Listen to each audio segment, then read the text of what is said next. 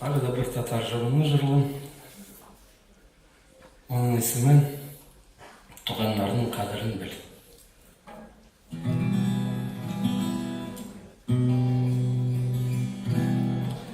Испәнни кәйліні биш баласы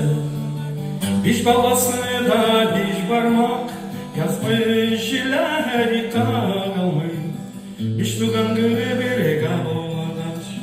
Жиді ятылар туған түгел, өз туғанымны қадір біл, өлгеніне қадірін біл, исәнінің қадірін біл.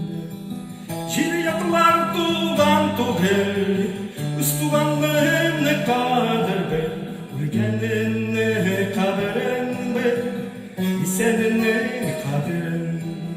Тұрмыш көп шарт мәрхәмәтсіз, сүйген ташлыда дұрсата, туған болып қалар, жан тартмаса да қан тартам.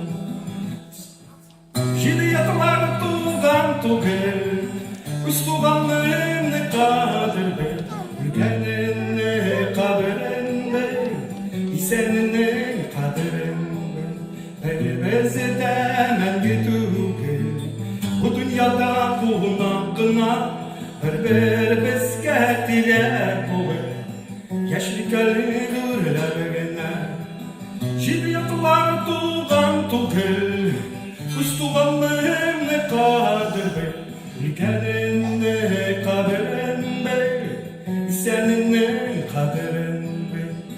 Şimdi yatılar tuğan tuğel, üst tuğanlığımı kadir bil, ülkeninle kaderin bil, seninle kaderin bil.